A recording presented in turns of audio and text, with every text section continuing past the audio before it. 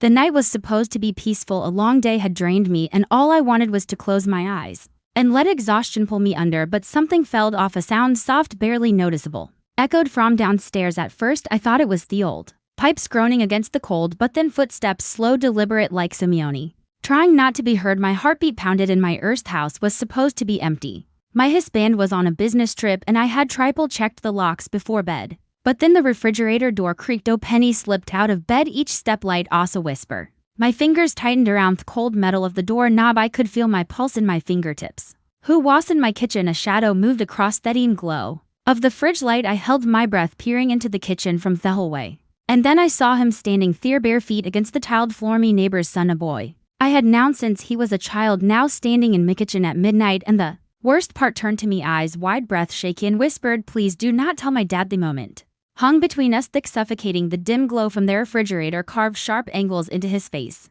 casting shadows beneath his wide, nervous eyes.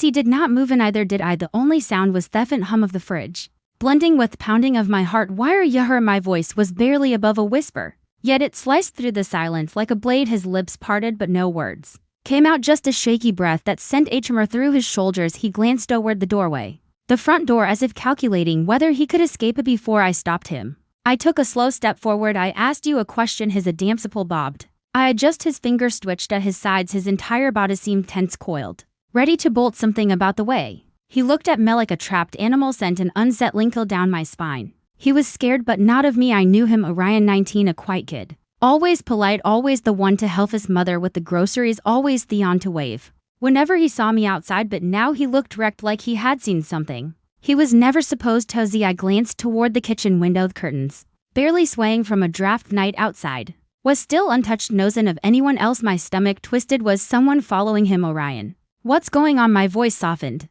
but my heart was hammering against my ribs. He swallowed hard, his hands clenching into fists. "Please, just don't tell my dad." I felt an ache in my chest. His father, Adam Parker, was not the kind of man you kept secrets from. The thought of him made my skin prickle. A former military man, sharp and disciplined, the kind of person who spoke with measured words and never repeated himself. I had only ever seen him smile a handful of times, and even then it never quite reached his eyes. Orion's shoulder slumped, as if the weight of the moment was crushing him. He looked so small standing in my kitchen in his wrinkled shirt and pajama pants. I should have been angry. This was my home, my space. Beautiful, I could see, was a boy who was barely holding himself together. I exhaled slow. "You need to tell me what's going on." For a second I thought he would. His lips parted, but then his phone buzzed. He flinched, his entire body jerked like he had been burned. He pulled the phone from his pocket with shaking hands, his eyes darting across the screen. The blood rained from his face. "Orion," he stuffed it, phone back in his pocket, backing toward the kitchen door. I have to go. Number Y stepped in front of him, blocking his path. His breathing turned dragged, his pupils dilating. "Panic is pure panic. Tell me what's happening." Who waste had he shook his head furiously. "I can't. You don't understand." He'll heal. Something sharp twisted in my gut. I reached out, just a small gesture, just to let him know I was here. But the second my fingers grazed his wrist, he winced. My breath caught. He pulled his arm back, too late to hide the dark, deep bruise blooming across his skin. A sickening realization swept over me. "Orion, who did that to you?" His gaze darted to the side like he couldn't even look at me anymore. "I need to go." I clenched my jaw. "You are not leaving until you tell me the truth." His lips trembled. He looked at the doorway again, but there was something else in his face now, something breaking. "It's my dad, isn't it?" I said it before I could stop myself, the words barely above a whisper. He exhaled sharply, like I had just punched the air from his lungs. Silence, then a single nod. Me hands curled into fists. Adam Parker. Thought of him hurting his son. Madame stomach churn. I had seen the way Orion flinched when his father raised at his voice, the way he always walked a step behind him, like he was afraid of doing something wrong. But I had told myself it was nothing. I had convinced myself it was none of my business. But this was different. "You're not going back there." His head snapped up. "What? Noel, no, I was here. If he finds out." He'll. A loud bang from outside. We both froze. The sound of a car door slamming, then heavy footsteps on the porch. Orion's breath hitched. He took a step back, nearly knocking over a chair. His eyes were full of terror, and in that moment I knew Adam Parker was here. That door knob rattled, a deep voice low commanding, "Orion, open the door." I reached for Orion's wrist, gripping it tight. His pulse pounded beneath my fingers. There was no way in hell I was letting him go back. The air in the kitchen felt heavy, thick with something unseen yet suffocating. Orion stood frozen, his body tensed, every muscle locked in fear. Door knob rattled again. "Orion," I said, "open the door." Adam Parker's voice carried through the wooden frame, each syllable clipped, firm, unyielding. Orion flinched, his breathing turned erratic, shallow, like he was drowned in a place where no one could hear him scream. I had seconds to make a decision. He glanced at the back door. Unlocked a way out. Butorian. He wasn't moving his fingers. Duginto his palms. His knuckles white as Hester at the door like it was a monster waiting to devour him whole. I stepped closer to him, lowering my voice. Go out back now. His head shook violently. I finds out. I was here. A sudden knock, harder this time. Orion. Something in that made the hairs on my arms rise and moved. Before I could second guess, Meisel fripping Orion's wrist and guiding him toward the back door. His skin was ice cold. This wasn't just fear. This was survival. He knew what would happen if he got caught. I twisted the knob, opened the door just enough for him to slip through. Off moment he stepped outside. He ran. Then I turned back the front door unlocked and in stepped Adam Parker. The moment off betrayal. He stood in the doorway, broad shoulders filling the space, eyes sharp scanning the room. His presence alone demanded control. I had always known him as the man next door, stern, disciplined, but this was different. He was looking for something or someone. His gaze settled on me. I folded my arms over me chest, keeping my expression neutral. Autumn, a slow nod. I didn't realize you were awake. My heartbeat pounded. Lieutenantly, and keep it simple. I forced a small shrug. I couldn't sleep. His eyes flicked toward the kitchen, scanning the space with the precision of a man trained to find inconsistencies. He was searching for a sign, a trace of Orion. And then his stare landed on the back door. It was still cracked open. My stomach twisted slow. He stepped further into the house. His boots echoed against the floor. Deliberate, measured, strange, he murmured. He could have sworn Orion was in here. Every muscle in my body locked. Why would he be here? I countered, forcing my tonetto. Stay steady. Adam tilted his head slightly. There was something eerie about the silence, like he was calculating very possible answer before speaking. Then his eyes flickered toward the counter. My breath caught. I followed his gaze, a glass of water half full, still sweeting from the cold Orion's. I hadn't noticed it before, but now Adam had his jaw clenched. A quiet moment passed between us, a moment where I could almost hear the shift in his thoughts, the suspicion, the realization, the growing certainty I needed to control this. Before it spiraled, I picked up the glass, casually walked to the sink and tipped the water down the drain. Nonchalant, unbothered, Butatum's stare didn't waver.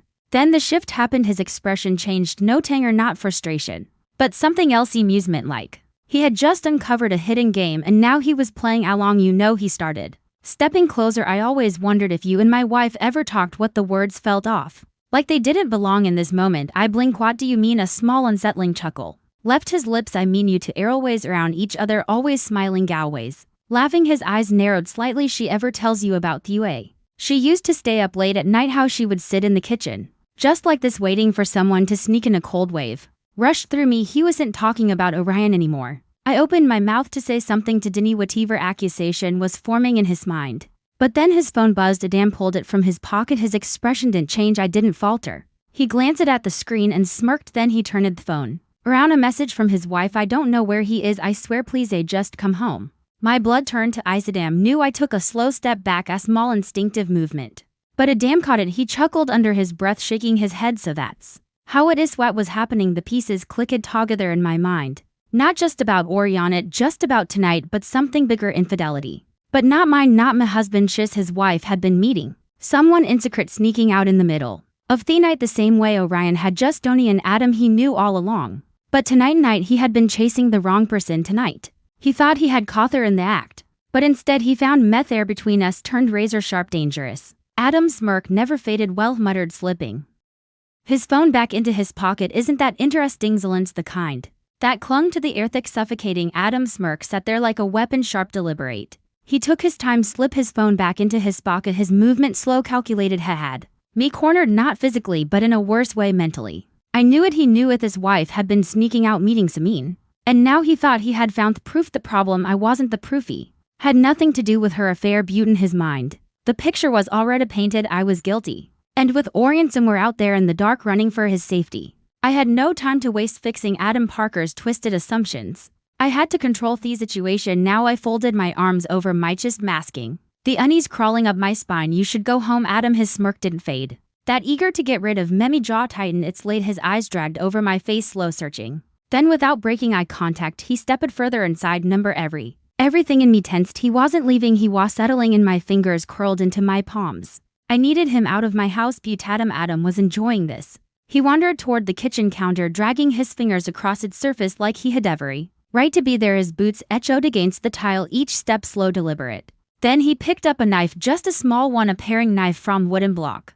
But in his hands it looked dangerous. He rolled it between his fingers, testing few weight. I didn't move. I kept my breathing steady, my expression unreadable. I refused to give him the reaction. He was looking for a chuckle, left his lips. You were nervous. I met his gaze. I just think it's strange that my neighbor is standing in my kitchen at midnight holding a knife. His lips twitched just slightly, not quite a smile, not quite a threaten, just as casually. He set the knife down, a test he had been watching, waiting to see if I would flinch. I didn't, but Miss DeMock was twisting into knots because something told me this wasn't just about this wife's betrayal. Something deeper, something darker was brewing beneath Adam Parker's surface. And I was standing right in front of it. Adam exhaled through his nose, shaking his head. You know, I never really liked you there. It was his voice was smooth, but the weight behind it was undeniable. Something had been festering in him for a long time. This wasn't about tonight. This wasn't Evan about his wife. This was about power. He kept my stance firm. I don't care. Adam let out a dry laugh. Yeah, that's thieving, isn't it? His fingers drummed against the counter.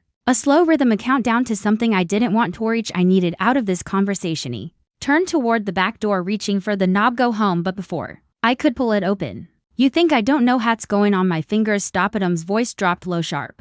I turned back, my pulse hammering in my throat. High sighs burned into me. Unblinking, gun-renting. You and her number. No, I could see it happening. The way his thoughts were shifting, spiraling, twisting facts into fiction, and his mind wasn't just confronting a lying wife, was confronting the man she had betrayed him with. Mr.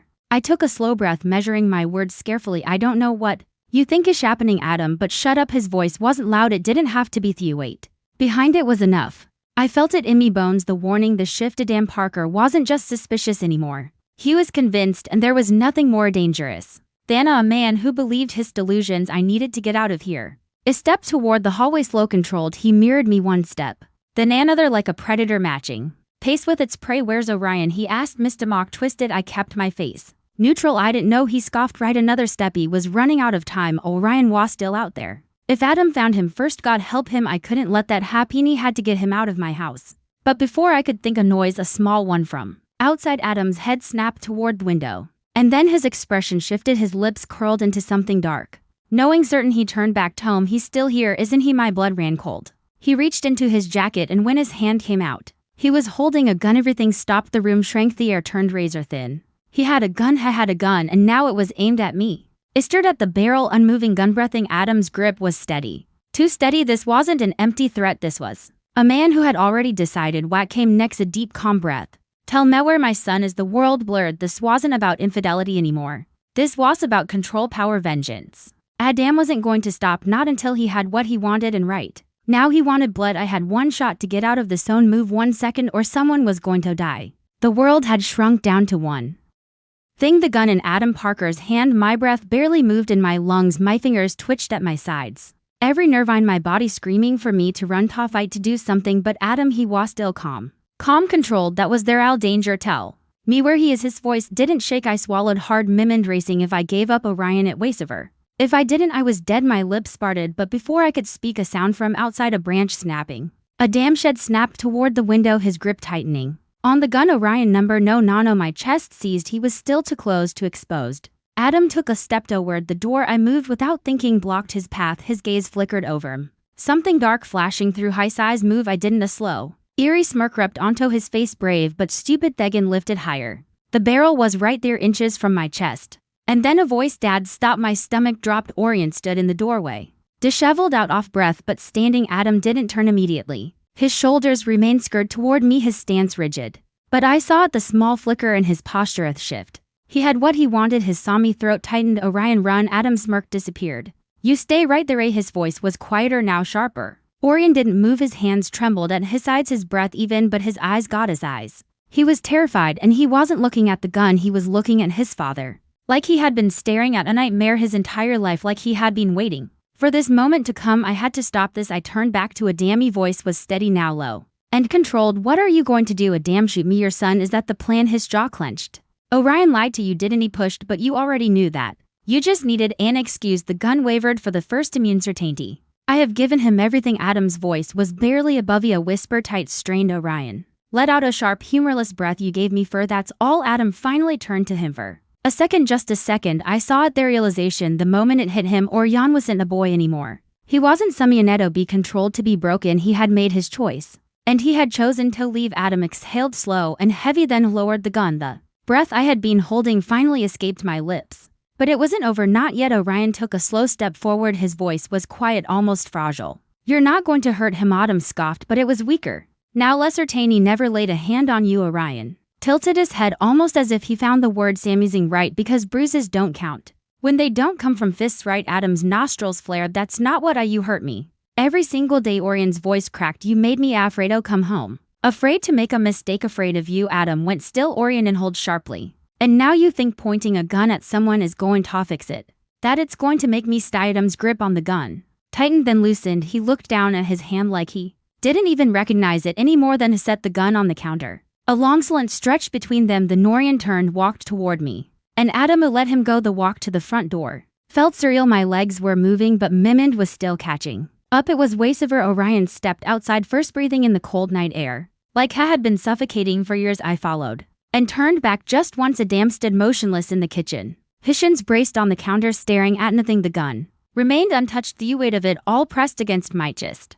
This wasn't just the end of an argument, this was the end of the life Orion had known. I placed a hand on his hood. "Where do you want to go?" His breath trembled, then he whispered thinly, words that mattered anywhere bother. And just like that we walked into night and never looked back. The night stretched before us, quiet, endless. Each step we took away from that house felt like breaking free from an invisible chain, one that had been wrapped around Orion for years, pulling tighter and tighter until now it was broken. But freedom wasn't as simple as walking away. Hadn't just left behind a house. He had left behind a pasta father, a life built on fear. I stole a glance at him as we walked, the streetlights casting long shadows across his face. He looked hollow, exhausted.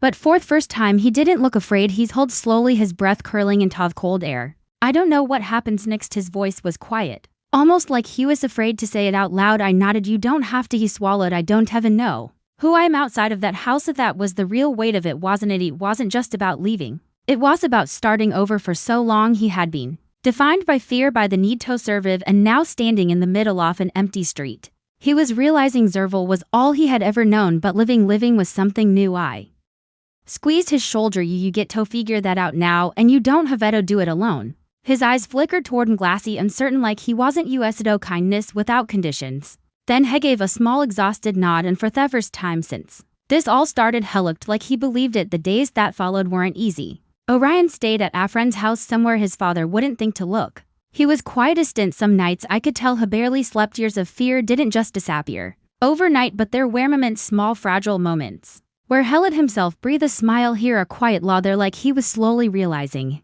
was safe. His mother called, begged him to come back, but he didn't have an answer, because deep down he knew the truth. She had made her choice, and no, he was making his. Looking back, I keep asking myself what would have happened if it hadn't found him that night. Would Adam have caught him? Would he have been dragged back into that house, forced to keep quiet, forced to endure God knows what? Would he have ever escaped? The thought makes my stomach turn, because the truth is, people like Adam don't stop until someone forces them to. And for years Orion had been trapped, waiting for someone to step in, waiting for someone to say this is normal, this isn't okay. That night, it wasn't about saving him, it was about showing him he deserved to be saved. And sometimes that's all someone needs, a chance, a way out, someone to tell them you don't have to keep running in circles, you can break free. And Orion headed. As for Adam Parker, he never came looking. Maybe he knew Orion was gone for good, maybe deep down he knew he had already lost. And maybe that was the real punishment, not a confrontation, not a fight, but the low, agonizing realization that his control was finally over, because Orion Parker walked away that night, and for the first time in his life was never going back. If this story kept you on edge, hit that like button, comment with your thoughts below. What would you have done in this situation? And don't forget to subscribe for more gripping real-life stories that will leave you speechless. Turn on notifications so you never miss an update. Until next time, stay safe.